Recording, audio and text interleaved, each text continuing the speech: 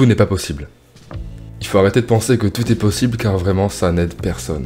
En fait, il y a une légère nuance, mais j'y reviens juste après. Aujourd'hui, une amie m'a fait part d'un projet qu'elle avait de travailler à l'étranger. Elle a passé son entretien d'embauche et elle m'a dit qu'elle se sentait déjà triste à l'idée que ça n'aboutisse pas. Je pense généralement que quand on nous pose la question est-ce que tout est possible, on a tendance à dézoomer et voir de manière large si un projet est possible. Et souvent la réponse est oui parce que de manière quasi certaine, si on prend à l'échelle du monde, forcément il y aura toujours une personne qui finira par aboutir un projet.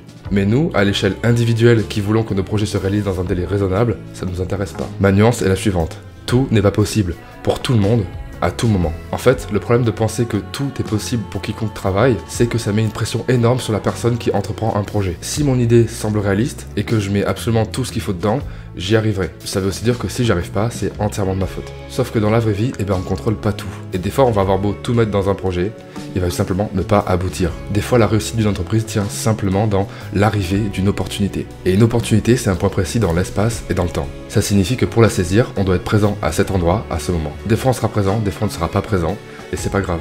Comprendre que tout n'est pas possible, c'est pas arrêter d'avoir de l'ambition, c'est juste avoir une approche réaliste qui nous permet de comprendre que les échecs et les tentatives non abouties font partie d'un processus qui est normal.